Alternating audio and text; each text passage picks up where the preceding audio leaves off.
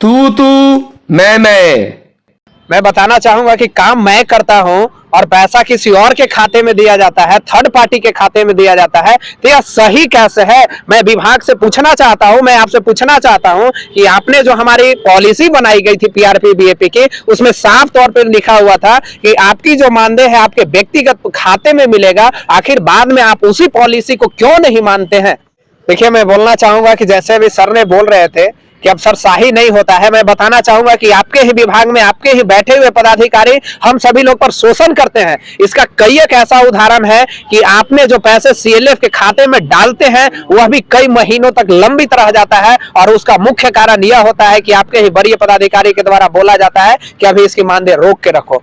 जांच करने वाला भी तो वही व्यक्ति होगा, इन्हीं का वही ऑफिसर होगा। जिस वो क्या जांच करेगा? वो अपने पक्ष में बोलते हैं, जांच का रिपोर्ट भी अपने पक्ष में लाएगा।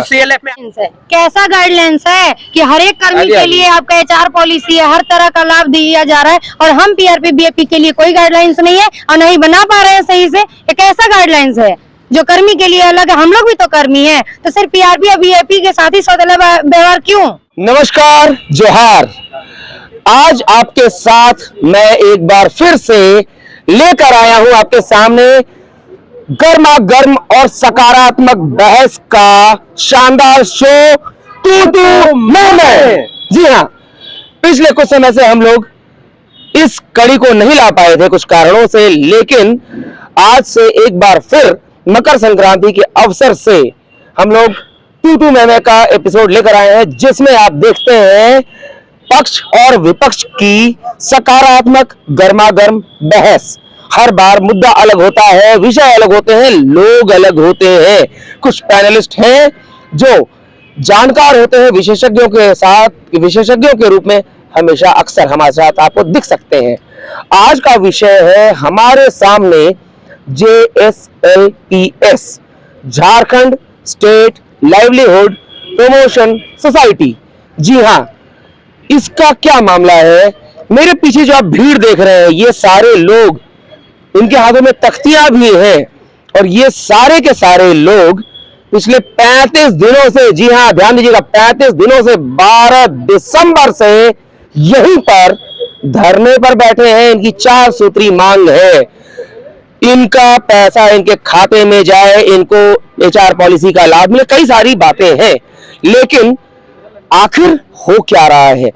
तो सबसे पहले हम शुरुआत करते हैं परिचय से। पहले देखते हैं कौन कौन हमारे साथ बात करेंगे। उससे पहले आपको परिचय करा दें। सबसे पहले मेरे साथ हैं वरिष्ठ पत्रकार विजय कुमार, ठीक है, ये हमारे साथ हैं, और ये एक विशेषज्ञ के रूप में अपनी राय रखेंगे। किसके पक्ष में बोलेंगे, नहीं बोलेंगे, वो हम नहीं जानते। साथ में मेरे साथ एक और विशेषज्ञ हैं बम शंभुदत्त मिश्रा, ये मेरे साथ हैं, ये भी अपनी राय रखेंगे। और JSLPS के खिलाफ आंदोलन करने वालों की तरफ से कौन कौन बोलेंगे, आइए उन्हीं से जानते हैं। सबसे पहले बताइए कौन बोलेंगे? आप बोलेंगे? नाम बताइए। मेरा नाम अर्चना कुमारी है। अर्चना जी, आप बोलेंगे? मेरा नाम शकुंतला देवी। फिर से बताइए। मेरा नाम शकुंतला देवी। आप? मेरा नाम संदीप कुमार है, मैं पलामू से हूँ। मेरा नाम अजय कुमार, हम चतरा से। तो इतने लोग हैं हमारे साथ बोलने के लिए, और भी कोई बोलने वाले हैं? चलिए, ये सारे इनके समर्थन में खड़े हैं। कहीं ऐसा ना हो कि इनके बोलने वाले वक्ता डरकर भाग जाएं। जी हाँ, ऐसा भी हो सकता है। तो चलिए, आज हम इस बहस की शुरुआत करते हैं पलामू वाले भाई साहब से। जानते हैं कि आखिर बात क्या है। देखिए, सबसे पहली बात, आप यहाँ खड़े हैं, पिछला 35 दिन ठंड का मौसम, कड़ाके की ठंड कैसे बीती और क्या कारण है, क्यों आप लोग यहाँ पर अभी तक बैठे हुए हैं धरने पर? देखिए, धरने पर बैठे रहने का मुख्य कारण यह है कि JSLPS Jharkhand state livelihood promotion society के जो वरीय पदाधिकारी लोग हैं आज यहाँ बैठे हुए तमाम पीआरपी बीएपी के साथ सौतेला व्यवहार कर रहे हैं, उनके मूल अधिकारों का हनन कर रहे हैं, उनके खिलाफ उन्हें बेघर करने का, उन्हें रोड पर भेजने का साजिश रच रहे हैं। क्या सौतेला व्यवहार है? सौतेला व्यवहार यह है कि काम जेएसएलपीएस का सारा यही तमाम आईपीआरपी और बीएपी करते हैं और बदले में इनकी आजीविका भी नहीं चलता है। इनके साथ जो एचआर पॉलिसी बनाया गया है विभाग में उसे वंचित रखा गया है। आप समझे हैं एचआर पॉलिसी क्या है? आपसे भी पूछा जाएगा, राय आपसे भी ली जाएगी।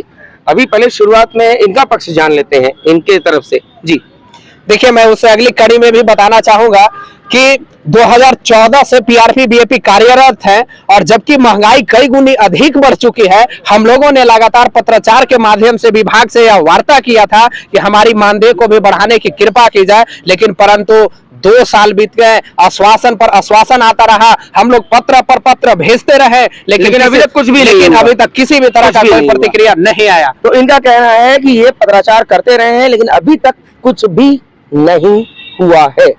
अब महिला आंदोलनकारी, आप आइए, आगे आइए, एक बार फिर से नाम बता दीजिए दर्शकों को। मेरा नाम अर्चना कुमारी हुआ, मैं पलामू से हूँ। अर्चना जी, क्या मामला है? 35 दिन हो गए और ठंड यहाँ पर भयंकर रही है, रांची की ठंड वैसे भी होती है, क्या कहेंगे आप?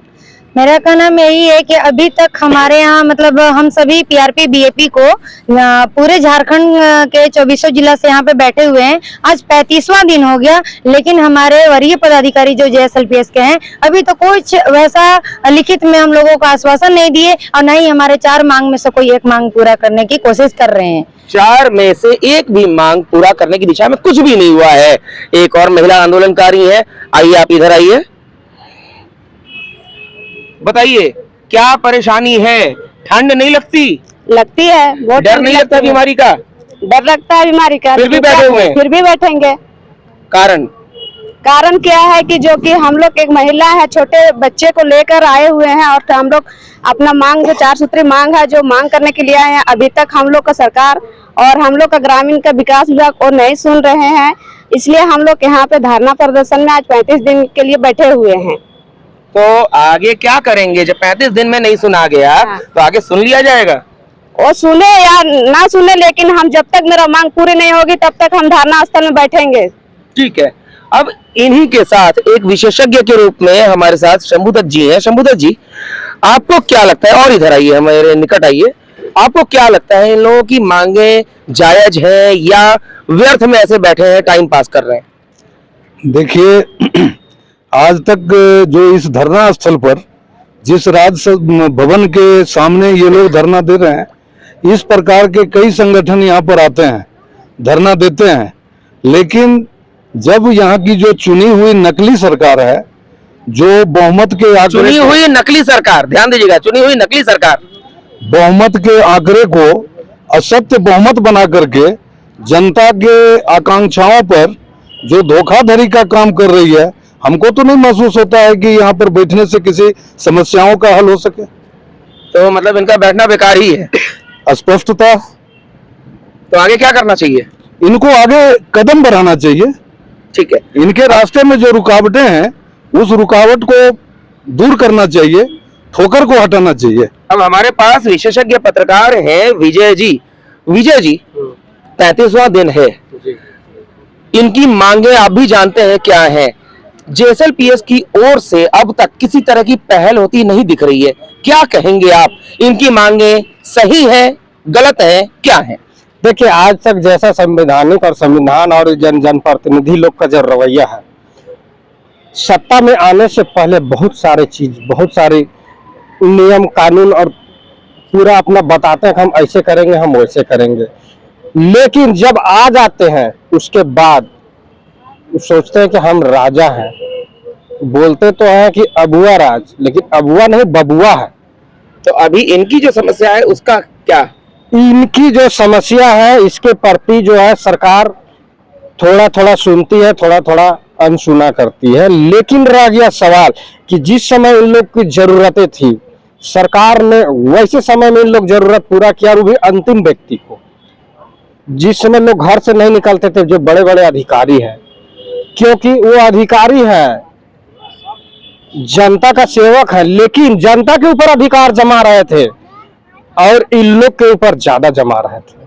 मतलब इनका धरना सही है? जी, इनका धारणा सही है, इनका कहना भी सही है, ठीक है, लेकिन तो समस्या कहाँ है जब इनका कहना सही है? अभी तो आप इनकी बात का विरोध कर रहे थे कुछ देर पहले। तो हम नहीं ना समझे थे भाई उस समय बात, अब न समझे हैं, इसीलिए अब विरोध इसलिए कर रहे हैं कि कुछ कुछ नियम हम सही बनाते हैं, लेकिन इन लोग बोलते थे ये गलत है। जैसे में इन लोग का सैलरी पहले डायरेक्ट मिलता था, अब जो है दूसरे के खाता में आता है, उनके द्वारा इनको मिलता है, तो ये गलत बोल रहा है। लेकिन कुछ नियम के तहत तो बनाया गया है। अब इन लोग बोलेंगे कि उसको हटा दो, तो नहीं हटेगा ना। नहीं, ये तो बिल्कुल गलत है। फिर सही कैसे है? मैं बताना चाहूंगा कि काम मैं करता हूं और पैसा किसी और के खाते में दिया जाता है, थर्ड पार्टी के खाते में दिया जाता है, तो यह सही कैसे है? मैं विभाग से पूछना चाहता हूं, मैं आपसे पूछना चाहता हूं कि आपने जो हमारी पॉलिसी बनाई गई थी पीआरपी बीएपी की, उसमें साफ तौर पर लिखा हुआ था कि आपकी जो मानदेय है आपके व्यक्तिगत खाते में मिलेगा। आखिर बाद में आप उसी पॉलिसी को क्यों नहीं मानते हैं? इसका जवाब आप खुद बता सकते हैं। हम आपके जवाब क्या कहेंगे यही कि इन लोग के तरफ से कुछ न कुछ गलतियां हुई थी, ठीक है, जिसके चलते ये नियम को बदल के देखा जा रहा है। आप लोगों की तरफ से गलतियां हुई थी, इनका कहना है गलतियां हुई थी। नहीं, कुछ गलती नहीं है हम लोग तरफ से। क्या बोलते हैं? नहीं, कोई गलतियां नहीं थी। अगर गलतियां थी तो हम लोग के सामने क्यों नहीं बताया गया कि आप इस गलती को किए हैं, इसलिए इसका भुगतान में आप लोग को इस तरह का पेमेंट दिया जा रहा है। गलतियां नहीं हुई थी, बताई गए। गलतियां नहीं हुई थी तो बिना गलती का कोई चीज किया नहीं जाता है, जरूर कुछ पकड़ा गया है। मैं बताना चाहूंगा, मानदेय हम लोग जिला कार्यालय में बैठ के खुद से अपने अकाउंट में ट्रांसफर करते थे क्या कि 15,000 के जगह पे 20,000 ट्रांसफर कर लिए? कैसे गलती आखिर हो सकती है, वो भी मानदेय लेने में? वहां तो ऑलरेडी बैठे हुए हैं, आपके पदाधिकारीगण बैठे हुए हैं। ऐसा तो नहीं है कि हमने किसी कार्यालय में जबरन घुसा और उनकी ओटीपी चेंज करके उनके पासवर्ड को हैंग करके और 15,000 के जगह पे 20,000 पीआरपी खाते में भेज दिए। क्या ऐसा कहीं हुआ है? बताइए, एक चीज बताइए, पहले जैसे आप लोग काम करते थे, कब आते थे कब नहीं आते थे, कौन दिन छुट्टी था कौन दिन नहीं था, वो चीज कौन देखता था, ये बताइए। वो अभी भी हम लोग जो पहले भी करते तो आज भी जो हम लोग वही कर रहे हैं कि पहले भी हम लोग व्हाट्सएप के माध्यम से लोकेशन और प्लान डालते थे और फिर शाम में भी हम लोग एक्टिविटी डाल देते थे कि हम लोग दिन भर में क्या किए। इस तरह हम लोग डेली का अपना वर्क बताते थे। तो फिर जब हम लोग गलती नहीं किए, जब भी अगर वो सीबीएस लागू कर रहे हैं तो एक बार हम लोग से बात करेंगे कि ये सीबीएस है, आपके आने से ये घाटा होगा, ये फायदा होगा, तो हम लोग को बिना बात किए वो सीधे लागू कर दिए। ये गलत है। सरकार का एक है मनसा कि जो काम करेगा उसका पैसा उसके खाते में आएगा, तो फिर ये क्यों आज चेंज हो गया? एमओआरडी कहता है बीएलएफ बनेगा, जीएलएफ बनेगा, तो फिर क्यों नहीं झारखंड में बन रहा? क्यों दबा के रखे हैं लोग? और सब जिले में तो बन रहा है और सब राज्यों में तो बन रहा है, क्यों नहीं झारखंड में बनने दे रहा है लोग? कहीं ना कहीं अफसरशाही है। बताइए। अफसरशाही का जो शब्द ये यूज किए हैं, अफसरशाही नहीं है, उसको एक अलग दिशा और अलग तरीके से ले जाने का फार्मूला तैयार किया जा रहा है। तो उसमें थोड़ा सा इन लोग को दिक्कत है, इन लोग थोड़ा सा सुचारू रूप से चले, इसके ऊपर भी पहल किया जा रहा है। अगर ऐसा इन लोग की तरफ से गलती नहीं है, अगर सरकार की तरफ से, अधिकारी की तरफ से ऐसा नियम बना के किया जा रहा है तो इस पे पहल होगा। बम शंभू जी, आप इधर आइए और आप बताइए कि क्या कहेंगे, इनकी मांगे जायज हैं, नाजायज हैं? सरकार सही काम कर रही है या जेएसएलपीएस सही काम कर रहा है, क्या कहेंगे? देखिए, इनका जो विषय इतना गंभीर विषय बन चुका है और पूरे राज्य का मामला है, और इसको संज्ञान में लेने के लिए अभी तक किसी विधायक ने भी पहल नहीं किया। और जहां तक हमको समझ में आता है कि सरकार के द्वारा और इनके द्वारा दोनों तरफ से कुछ न कुछ गड़बड़ी पैदा हुई है, जिसके कारण ये कैंसर का रूप ले लिया है। और इस कैंसर को दूर करने के लिए मतलब बहुत कड़ा संघर्ष का या कड़ा स्टेप उठाने की जरूरत है। यहाँ पर देखा गया है कि धरने होते हैं, कुछ धरने ऐसे ही खत्म हो जाते हैं, कुछ धरनों का कुछ निकलता है निष्कर्ष, क्या लगता है? निष्कर्ष तो यहाँ नहीं निकलता, और यहाँ निष्कर्ष निकालने के लिए मैंने हुक्का चिलम बंद करना होगा। क्या कहेंगे? देखिए, मैं बोलना चाहूंगा कि जैसे अभी सर ने बोल रहे थे कि अफसरशाही नहीं होता है। मैं बताना चाहूंगा कि आपके ही विभाग में आपके ही बैठे हुए पदाधिकारी हम सभी लोग पर शोषण करते हैं। इसका कई एक ऐसा उदाहरण है कि आपने जो पैसे सीएलएफ के खाते में डालते हैं वह भी कई महीनों तक लंबित रह जाता है, और उसका मुख्य कारण यह होता है कि आपके ही वरीय पदाधिकारी के द्वारा बोला जाता है कि अभी इसकी मानदेय रोक के रखो, 2 महीना रोक के रखो, 4 महीना रोक के रखो। और अगले शब्द में मैं ये बताना चाहूंगा कि रही बात व्यक्तिगत अकाउंट की, और दूसरी बात जो हम लोगों ने मांग किया है कि हमारी एक मुश्त राशि करके छुट्टी का लाभ दिया जाए, क्या हमें भी मूल अधिकार नहीं है क्या कि हम अपने छुट्टी में अपने घर परिवार के साथ रहे? हम भारत के नागरिक नहीं है क्या? हम अलग से कर्मी है क्या? और इससे पूर्व में जो आंध्र प्रदेश के लोग पीआरपी बीएपी के रूप में काम करते थे, आप उनके साथ उनको व्यक्तिगत खाते में पेमेंट करते थे, और हम झारखंड वासियों के साथ सौतेला व्यवहार क्यों? झारखंड वासियों के साथ सौतेला व्यवहार क्यों? क्या कहिएगा आप? देखिए, जहां तक सौतेला व्यवहार का बात आ रहा है, अगर सरकार के प्रति आवाज उठता है तो सरकार, मान लीजिए अभी इनका वेतन दूसरे के खाते में दिया जा रहा है, अगर ऐसा हो रहा है, दिक्कतें हो रही, तो उस पर जांच की विषय, जैसे इन्होंने आरोप लगाया कि 2-3 महीने के बाद हम लोग को मिलता है, तो ये जांच की विषय, अगर जांच में पकड़ाया जाएगा तो जिसका अकाउंट में जा रहा है उसके ऊपर कानूनी कार्रवाई, या फिर उसको हटा के जैसे था वैसे किया जाएगा। लेकिन इसमें जांच के विषय, और इसमें भी चल रहा है जांच कौन करेगा? जांच का विषय आज तक कोई जांच क्या कंप्लीट हुआ इस राज्य में? इधर आ जाइए। जांच क्या जांच करेंगे? और जांच कौन करेंगे?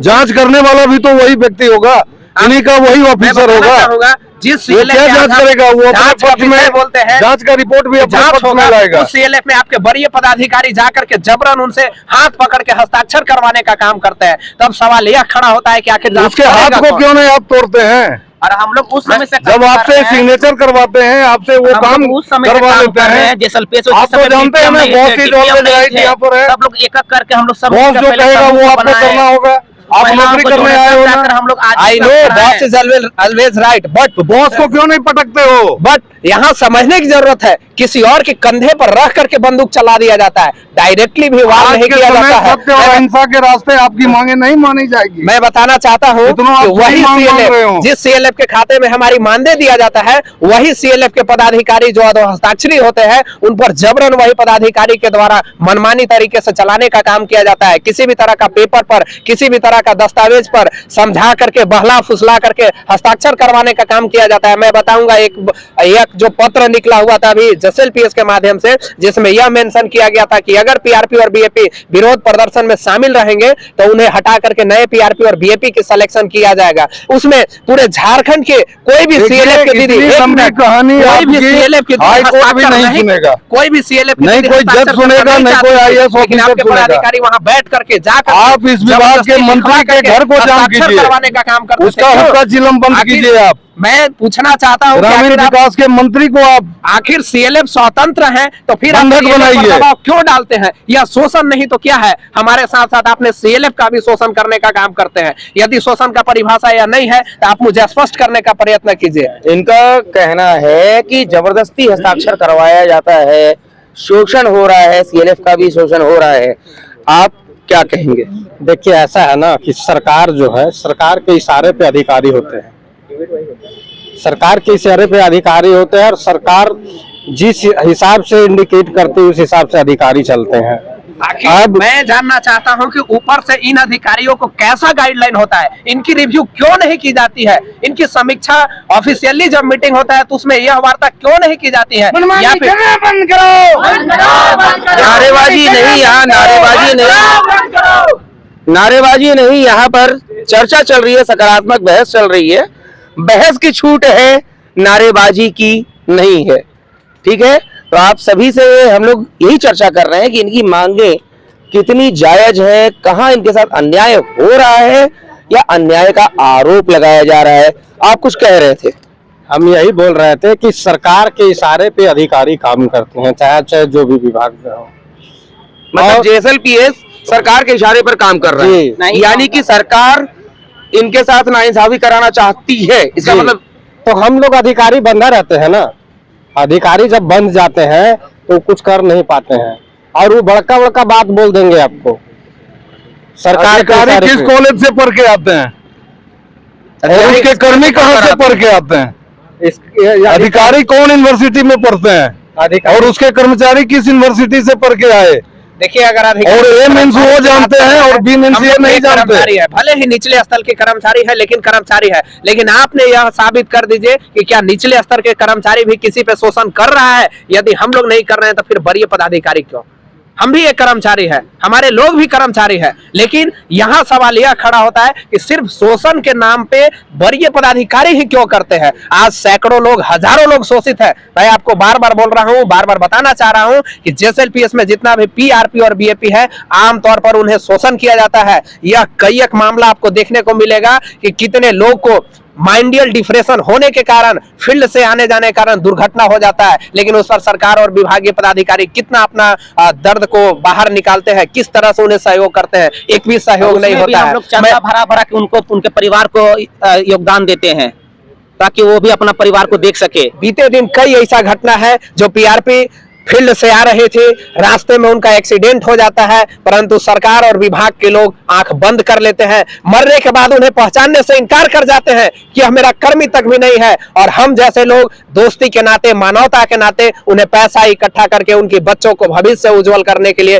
पढ़ने लिखने के लिए हम जैसे लोग उनको सहयोग करते हैं। तो बताइए यह हमारे साथ नाइंसाफी है कि नहीं है? मैं दूसरे शब्द में यह भी बताना चाहूंगा कि हमारी जो पॉलिसी बनी थी उसमें भी 5 लाख का प्रावधान था कि कम से कम इनका 5 लाख का बीमा होगा, 5 लाख का लाभ दिया जाएगा। लेकिन आज एक भी पीआरपी को, पूरे झारखंड में अगर एक भी पीआरपी को उस पॉलिसी का लाभ दिया गया होगा तो आप मुझे बता दीजिए कि हम लोग इस पे दोषी हैं।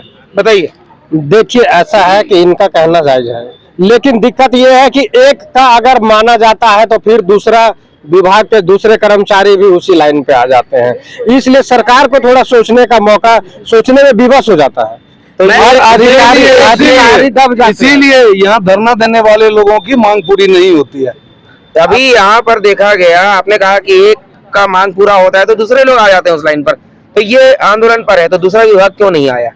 आएगा, वो भी विभाग आएगा। विभाग क्यों खोल कर रखते हैं? अरे ये भी राजनीति के शिकार हो जाएंगे ना। बंद कर दी वैसा। इनको भी इस राज्य की राजनीति का शिकार बनाया जाएगा। मैं जिस प्रकार अनेक लोगों को इसी शिकार बनाया गया, जो एचआर पॉलिसी बना हुआ है, एचआर पॉलिसी के लाभ आप कुछ कर्मियों को देते हैं। आपका जवाब से मैं 1% भी संतुष्ट नहीं हूं, क्योंकि एचआर पॉलिसी का लाभ सैकड़ों कर्मी को आप दे रहे हैं, लेकिन सिर्फ और सिर्फ पीआरपी और बीएपी के साथ नाइंसाफी कर रहे हैं। मैं आपको सबूत के तौर पर बताना चाहूंगा कि एचआर पॉलिसी का लाभ तमाम एफटीए स्टाफ को दिया जाता है। अगर उनके पैर में जरा सा खरोच भी आती है, वो अटेचमेंट भी जाकर के 1000 रुपए की कराती है, तो उनका बिल यही विभाग पे करता है। लेकिन वही पीआरपी और बीएपी इस दुनिया को छोड़ करके चले भी जाते हैं तो भी उन्हें 1 रुपया का सहयोग तो क्या पूछने कर लो। काम कर रहे जब एफटीए स्टाफ नहीं था उस समय, पीआरपी और बीएपी के लिए कुछ भी नहीं होता है।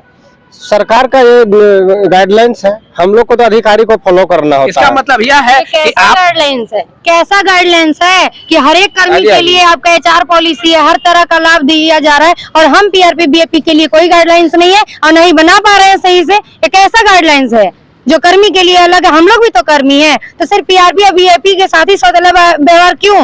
बताइए। कारण इसका एक है, अर्थ एक है कि सरकार का जिसके ऊपर नजर नहीं उठा के देखते हैं, जिसको नहीं करना रहता है उसको तरह तरह का परेशान होता है। जैसे इन लोगों इसका मतलब यह नजर के नहीं देख रहा है, लेकिन ये नजर के जो नहीं देख रहा है वही तो जेएसएलपीएस को खड़ा किया है। उस समय वो कहाँ था? कहाँ था? हाँ? यही उस समय लोग वो जेएसएलपीएस था को खड़ा किए हैं। उस समय वो लोग कहाँ थे? विपक्ष में था उस समय, अभी भी केडर काम नहीं कर उस रहा है, समय वो लोग विपक्ष में था। जिनका कहना है उस समय विपक्ष का ये लोग भेंट चल गए। पक्ष और विपक्ष की जो राजनीति है, पक्ष और विपक्ष की राजनीति का ये लोग शिकार हो गए हैं। तो आज हमारे पास समय की कमी है और यहीं पर हम रोकेंगे अपने इस तू मैं कार्यक्रम को। बड़ा मुद्दा यहाँ सामने आ रहा है, जो भी जेएसएलपीएस के कर्मी हैं, आंदोलन पर बैठे हैं, इनका कहना है कि इनके साथ धोखाधड़ी हुई है, गलत हुआ है। और हमारे साथ मौजूद एक विशेषज्ञ शंभू दत्त जी ने कहा पक्ष और विपक्ष की राजनीति की भेंट चढ़ गए हैं इतने सारे लोग, ये एक बड़ा विषय है। तो आज इस शो को हम यहाँ रोकते हैं, कहीं जाइएगा नहीं, हमारे साथ बने रहिएगा। हमारा अगला एपिसोड बहुत ही जल्द आएगा। तू मैं